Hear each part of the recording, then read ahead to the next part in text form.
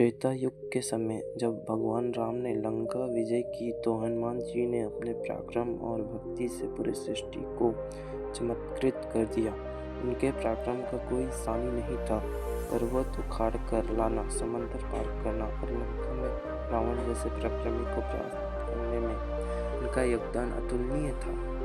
लोगों के मन में एक विश्वास बैठ गया था कि हनुमान जी से अधिक शक्तिशाली कोई नहीं है।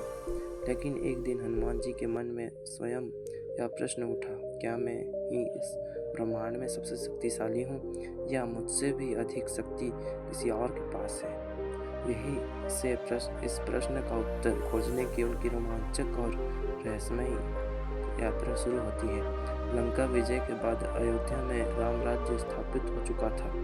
एक दिन जब हनुमान जी ने भगवान राम की सेवा में थे, उनके मन में यह विचार आया।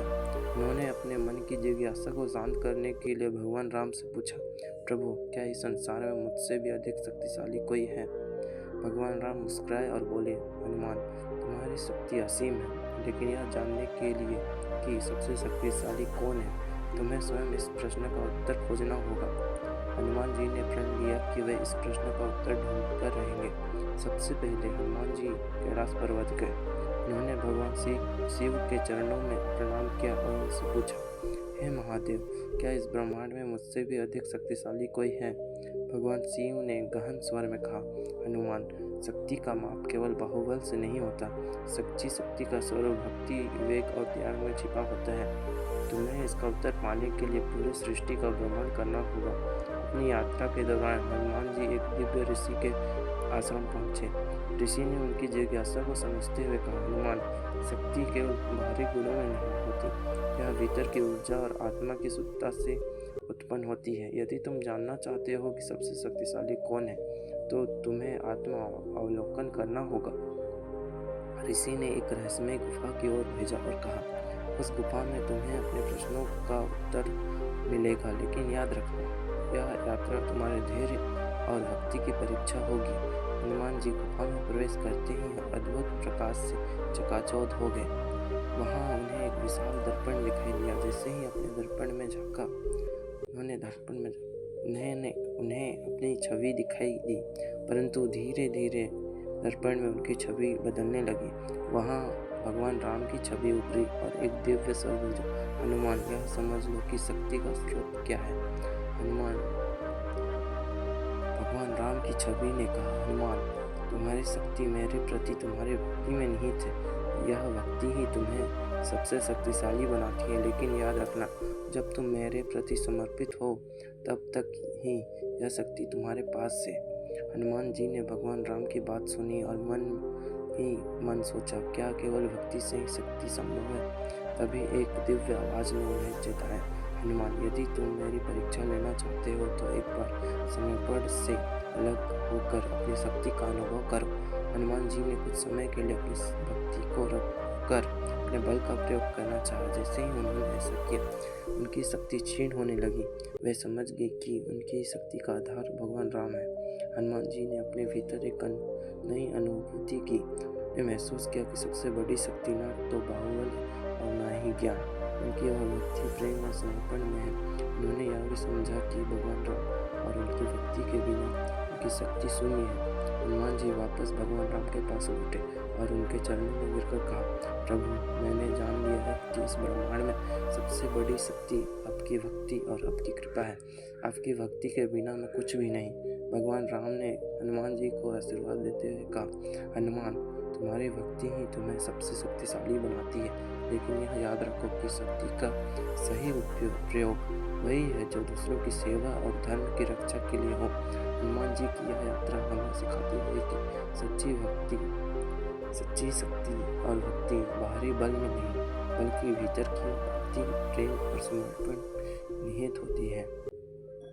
जब तक हम अपने उद्देश्य और कर्तव्य के प्रति समर्पित रहते हैं, तब तक हम किसी भी बाधा को पार कर सकते हैं। सबसे शक्तिशाली कौन है? वह जो ईश्वर के प्रति समर्पित हो और अपनी शक्ति का उपयोग धर्म और सत्य के लिए करे। इस कहानी ने हमें यह सोचने पर मजबूर कर दिया कि हम अपनी शक्तियों का उपयोग कैसे कर सकते हैं। क्या हम अपनी शक्ति को सेवा और धर्म के लिए उपयोग करते हैं या अहंकार में खो अब यह प्रश्न आपके लिए है, आप अपनी शक्ति का उपयोग कैसे करना चाहते हैं? जब हनुमान जी भगवान राम से इस रहस्य को जानकर वापस लौटे तो उनका मन अब भी विचारों के सागर में डूबा हुआ था। उन्होंने सोचा, शक्ति का मर्म तो समझा, लेकिन क्या इस ब्रह्मांड में और कोई शक्ति का ऐसा रूप है जो मेरी भक्ति से भी ऊपर हो? हनुमान जी ने इसे जानने के लिए गहन ध्यान और तपस्या करने का निर्णय लिया। वे हिमालय की एक गुफा में जाकर ध्यानमग्न हो गए। कई वर्षों तक ध्यान और तपस्या के बाद उन्हें एक दिव्य प्रेरणा मिली। एक अद्भुत प्रकाश प्रकट हुआ और उसमें एक आवाज़ गूंजी, हनुमान, शक्ति का अंतिम सत्य जानने के लिए तुम्हें अपने भीतर उतरना होगा। यह यात्रा केवल बाहरी नहीं, आत्मा की गहराई तक होगी। हनुमान जी ने ध्यान में अपनी चेतना को ब्रह्मांडीय शक्तियों से जोड़ने का प्रयास किया। इस प्रक्रिया में उन्हें विभिन्न शक्तियों और तत्वों का अनुभव हुआ। एक अग्नि की शक्ति। अग्नि ने कहा, मैं सृष्टि का प्राण हूँ, पर मैं विनाशकारी भी हो सकता हूँ। मेरी शक्ति सीमित है क्योंकि मैं केवल तत्व हूँ। 2. वायु की शक्ति। वायु ने कहा, मैं प्राण हूँ, परंतु मैं भी ईश्वर की इच्छा के अधीन हूँ। मेरी शक्ति तभी तक है जब तक मैं अपने कर्तव्य में बंधा हुआ हूँ। जल की शक्ति। जल ने कहा, मैं जीवन का आधार हूँ, परंतु मेरी शक्ति भी सीमित है। मैं भी ब्रह्म के आदेश का पालन करता हूँ। इन सब तत्वों ने हनुमान जी को यह सिखाया कि सृष्टि सभी शक्तियाँ ईश्वर की इच्छा पर निर्भर करती है। हनुमान जी अब अपनी यात्रा के अगले चरण में भगवान विष्णु के दर्शन के लिए क्षीर सागर पहुँचे। भगवान विष्णु ने हनुमान जी से मुस्कुराते हुए पूछा, हनुमान, तुम यहाँ क्यों आए हो? हनुमान जी ने अपनी जिज्ञासा व्यक्त की और पूछा, हे विष्णु भगवान, क्या इस ब्रह्मांड में मुझसे भी अधिक शक्तिशाली कोई है? भगवान विष्णु ने उत्तर दिया, शक्ति का वास्तविक स्वरूप भक्ति में छिपा है, लेकिन हनुमान, शक्ति का अंतिम सत्य जानने के लिए तुम्हें अपनी भक्ति और गहरा करना होगा। जाओ और अपने भीतर उस भक्ति को खोजो जो ब्रह्मांड की सभी सीमाओं को पार कर सकती है। अपनी यात्रा के अंतिम चरण में हनुमान जी का सामना काल यानी समय से हुआ। काल ने कहा, हनुमान, मैं सबसे शक्तिशाली हूँ क्योंकि मेरे अधीन पूरा ब्रह्मांड है। कोई भी मुझसे बच नहीं सकता। हनुमान जी ने काल से कहा, यदि तुम सबसे शक्तिशाली हो तो क्या तुम ईश्वर को नियंत्रित कर सकते हो? काल मुस्कुराया और कहा, ईश्वर ही वह शक्ति है जो मुझ पर भी नियंत्रण रखती है। मैं भी उन्हीं के अधीन हूँ, क्योंकि भक्ति ही वह शक्ति है जो समय को भी मात दे सकती है। हनुमान जी अब अपनी आत्मा के भीतर झांकने लगे। उन्होंने महसूस किया कि शक्ति का असली स्रोत ईश्वर के प्रति निस्वार्थ समर्पण है, कि भक्ति ही उन्हें इस ब्रह्मांड में अद्वितीय बनाती है। उन्होंने सोचा, यदि मैं अपनी शक्ति को केवल उद्देश्य के लिए उपयोग करूँगा तो यह व्यर्थ है, लेकिन जब वह शक्ति भगवान राम की सेवा में समर्पित होती है तभी इसका सही उपयोग होता है। हनुमान जी ने भगवान राम के पास लौटकर उनके चरणों में गिरकर कहा, प्रभु, मैंने समझ लिया है कि इस ब्रह्मांड में सबसे शक्तिशाली आपकी भक्ति है। भक्ति वह शक्ति है जो किसी भी तत्व, समय और सृष्टि की सीमाओं को पार कर सकती है। भगवान राम ने कहा, हनुमान, तुमने जो सीखा वह सत्य है। शक्ति का उपयोग तभी सार्थक है जब वह धर्म, सत्य और सेवा के लिए हो। तुम सबसे शक्तिशाली हो क्योंकि तुमने अपनी शक्ति को मेरे प्रति समर्पित कर दिया है। इस कहानी का संदेश यह है कि शक्ति केवल बाहरी नहीं बल्कि आंतरिक होती है। सच्ची शक्ति वह है जो अहंकार रहित होकर किसी उद्देश्य के लिए समर्पित हो। हनुमान जी ने हमें सिखाया कि सबसे बड़ा पराक्रम भक्ति, सेवा और निस्वार्थ समर्पण में है। तो क्या हनुमान जी से अधिक शक्तिशाली कोई है? नहीं, क्योंकि उनकी शक्ति भगवान राम की भक्ति में निहित है और यही भक्ति उन्हें ब्रह्मांड का सबसे शक्तिशाली योद्धा बनाती है। हनुमान जी की यात्रा हमें यह सिखाती है कि सच्ची शक्ति केवल बल या क्षमता में नहीं बल्कि मानसिक दृढ़ता, निष्ठा और अपने लक्ष्य के प्रति अधिक समर्पण में होती है। कि भक्ति और निस्वार्थ सेवा ने उन्हें ऐसा शक्ति संपन्न बनाया जो स्वयं काल और प्रकृति के नियमों को भी चुनौती दे सके। भगवान राम के चरणों में लौटने के बाद हनुमान जी ने अयोध्या में एक सभा को संबोधित करते हुए कहा, शक्ति का सबसे बड़ा रूप सेवा और परामर्श है। जब हम अपने बल और साधनों का उपयोग केवल दूसरों की सहायता और धर्म की रक्षा के लिए करते हैं, तभी यह सार्थक होती है। हनुमान जी ने सभा में उपस्थित संतों, ऋषियों और राम भक्तों से कहा, मैंने अपनी यात्रा में जो सीखा उसे मैं आप सबके साथ साझा करना चाहता हूँ। सबसे बड़ा बल ना तो मेरी शक्ति है, ना ही मेरा पराक्रम। सबसे बड़ा बल वह विश्वास और भक्ति है जो भगवान राम के प्रति मेरे हृदय में है। यही मेरी सच्ची शक्ति है। हनुमान जी ने अपने अनुभव का उपयोग अयोध्या के नागरिकों को प्रेरित करने के लिए किया। उन्होंने यह सिखाया कि भक्ति में शक्ति है। यदि हम निस्वार्थ भाव से किसी के प्रति समर्पित हैं तो वही भक्ति हमें हर मुश्किल परिस्थिति से लड़ने का साहस देती है। दूसरा, अहंकार भक्ति को नष्ट करता है। जो अपनी शक्ति पर घमंड करता है वह उसे खो देता है। धर्म और सेवा सबसे बड़ा उद्देश्य है। अपनी शक्ति और संसाधनों का उपयोग केवल दूसरों की सहायता और सृष्टि की भलाई के लिए करना चाहिए। कुछ समय बाद काल ने एक बार फिर हनुमान जी से संवाद किया।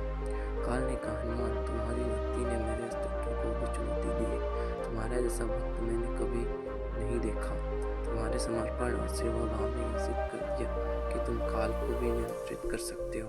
हनुमान जी ने उत्तर दिया, काल, मैं केवल भगवान राम की कृपा से कुछ भी कर सकता हूँ। मेरी शक्ति मेरी नहीं, प्रभु की दी हुई है। मैं तो मात्र उनका सेवक हूँ। भगवान राम ने हनुमान जी से कहा, हनुमान, जब तक यह सृष्टि है तुम धरती पर मेरे भक्तों की रक्षा करोगे। जो भी तुम्हारा नाम सच्चे हृदय से स्मरण करेगा उसकी हर विपत्ति दूर होगी। हनुमान जी ने इसे स्वीकार किया और प्रण किया कि वे सदा धर्म, सत्य और भक्ति की रक्षा के लिए उपस्थित रहेंगे। हनुमान जी की यह कथा हमें सिखाती है कि शक्ति का स्वरूप समय और परिस्थिति के अनुसार बदलता है। शक्ति केवल भौतिक नहीं है, मानसिक, भावनात्मक और आध्यात्मिक भी हो सकती है। हनुमान जी का बल, उनकी बुद्धि और उनका विवेक सब उनकी भक्ति से संचालित थे। यही कारण था कि वे अजय और अद्वितीय थे। जब किसी ने उनसे पूछा, हनुमान जी, क्या आप सबसे शक्तिशाली हैं? उन्होंने विनम्रता से उत्तर दिया, नहीं, मैं केवल भगवान राम की भक्ति का एक माध्यम हूँ। सच्ची शक्ति ईश्वर के प्रति समर्पण और इनकी इच्छा में विश्वास करने में है। हनुमान जी की कथा से यह स्पष्ट है कि हर व्यक्ति में शक्ति का अंश छिपा है, लेकिन यह शक्ति भी तभी प्रकट होती है जब हम अपने अहंकार को त्याग कर उसे सेवा, भक्ति और परामर्श में लगाते हैं। भक्ति का मर्म भक्ति केवल पूजा या अनुष्ठान में नहीं, बल्कि अपने कर्तव्यों को निष्ठा और ईमानदार से निभाने में है। सेवा का महत्व, हनुमान जी ने दिखाया कि सच्ची भक्ति दूसरों की सेवा करने में है। कार से बचाव, शक्ति का दुरुपयोग केवल नाश की ओर ले जाता है। हनुमान जी के जीवन और उनकी यात्रा से यह स्पष्ट होता है कि सच्ची शक्ति भक्ति, सेवा और समर्पण में है। हनुमान जी अपनी यात्रा के दौरान यह सिद्ध करते हैं कि सबसे शक्तिशाली वह है जो अपने अहंकार को त्याग कर दूसरों के कल्याण के लिए कार्य करता है। तो हनुमान जी से अधिक शक्तिशाली कौन है? उनकी भक्ति और समर्पण से बड़ा कुछ भी नहीं। यही उन्हें सृष्टि का सबसे शक्तिशाली और अद्वितीय योद्धा बनाता है। जब हम अपने भीतर छिपी इस भक्ति और शक्ति को पहचानते हैं तो हम असंभव को भी संभव बना सकते हैं। हनुमान जी की कथा में यही सिखाती है कि सच्चा बल भीतर से आता है और इसे केवल ईश्वर की सेवा और सत्य की रक्षा के लिए प्रयोग करना चाहिए। अब यह आप पर निर्भर है, आप अपनी शक्ति का उपयोग कैसे करेंगे। धन्यवाद।